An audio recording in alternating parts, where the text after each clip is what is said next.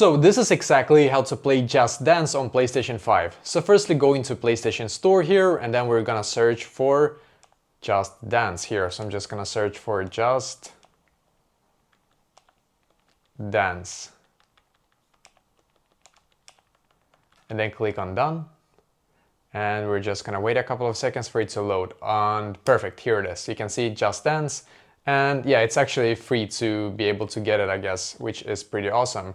So yeah, once you have gotten this game specifically right here, I don't believe there is any other games. I do believe it's just this one here.